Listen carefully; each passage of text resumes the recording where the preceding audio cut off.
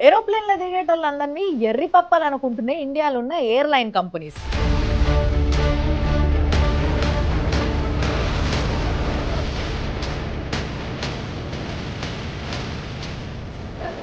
ఫ్లైట్‌లు డిలే అయితాయి, క్యాన్సెల్ అయితాయి, లగేజ్ ఏడ పడితే ఆడ పడేస్తారు. ఒకవేళ డిలే అయినా, క్యాన్సెల్ అయినా కంపెన్సేషన్ ఉండదు, ఓ ఇన్ఫర్మేషన్ ఉండదు, ఓ రెస్పాన్సిబిలిటీ ఉండదు, ఓ కన్సర్న్ ఉండదు.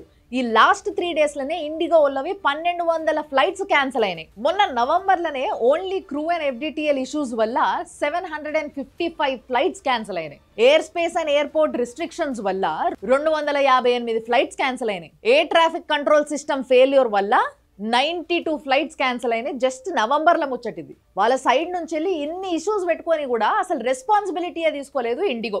ఎందుకో తెలుసా? ఎందుకంటే మన దగ్గర డ్యూపోలి నడుస్తుంది. ఇండిగోనేమో 64%, ఎయిర్ ఇండియానేమో 27%. మొత్తం 91% ఈ రెండు కంపెనీలే ఏరోప్లేన్లు నడుపుతున్నాయి ఇండియాలో. చిన్న పిల్లలు ఉన్నారు, పెద్దోళ్ళు ఉన్నారు, పేషెంట్లు ఉన్నారు. అందరినీ కోళ్ల ఫామ్లలో కోళ్లను వదిలేస్తారు చూడు, అట్లా వదిలేసిన ఎయిర్పోర్ట్లల్లో. ఒకవేళ అదే సొంతూరు అయింది అనుకో వాళ్ళది, మొత్తం ఊరవతలు ఉంటే ఎయిర్పోర్ట్లు తిరిగి వెనకకి ఇంటికి పోవాలి. ఇక సొంతూరు కాని వాళ్ళు అయితే హోటల్ బుక్ చేసుకోవాలి, మళ్ళీ జల్దీ పోయే పని ఉంటే ఇమీడియట్గా ఫ్లైట్ బుక్ చేసుకోవాలంటే విపరీతం రేట్లు ఉంటాయి. లేదు మెల్లపోదామంటే ఊరికి పోయేటందుకు మళ్ళీ అదో ట్రావెలింగ్, అదో ఖర్చు. మరి ఇన్ని ఇష్యూస్ ఎందుకు వస్తున్నాయి? ఎఫ్‌డిటిఎల్‌లో కొన్ని అప్డేటెడ్ రూల్స్ వచ్చేసరికి దానికి రెడీ లేకపోయేసరికి ఈ కంపెనీస్ అన్ని కష్టాలు. ఎఫ్‌డిటిఎల్ అంటే flight duty time limitation. Already రెండు కంపెనీస్ కూడా చాలా తక్కువ క్రూతోని ఎక్కువ పని చేయించేసరికి ఇప్పుడు రూల్స్ స్ట్రిక్ట్ అయిపోయేసరికి దెబ్బ కొట్టేసింది. ఇంతకుముందు వీక్లీ 36 అవర్స్ రెస్ట్ ఉండేది పైలట్లకి, ఇప్పుడు 48 అవర్స్ మస్ట్ అయిపోయింది. నైట్ అవర్స్ రెస్ట్ లోనేమో 60 మినిట్స్ ఎక్స్టెండ్ చేసిండ్రు.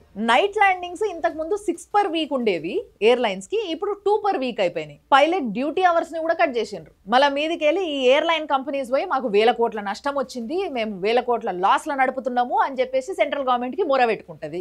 ఇక సెంట్రల్ గవర్నమెంట్ ఏమో పెద్ద పెద్ద కంపెనీలే దివాలా తీస్తే దేశం ఇజ్జత్ పోతుంది, ఏవియేషన్ లో వీళ్ళు ఇంత దారుణంగా ఉన్నారు అని చెప్పేసి అనుకుంటారు వేరే కంట్రీస్ అని చెప్పేసి రుణమాఫీలు చేయంగా వాళ్ళకి ఫండ్స్ కూడా సపోర్ట్ చేస్తుంది. ఇప్పుడు లాస్ట్ కి ఎవరు ఈడ పిచ్చోళ్ళు? ప్యాసింజర్లు. అంటే జనాలే సఫర్ అవ్వాలి. ఒకవేళ ఇక్కడ నుంచి ఫండ్ ట్రాన్స్ఫర్ చేసి సపోర్ట్ చేసినా కూడా ఆ ఫండ్స్ అన్ని ఎక్కడివి? అవి కూడా మన జోబులకి వెళ్ళి అడిగిపోవాలి. సో ఎట్టు పోయి తిప్పలన్నీ మనవే.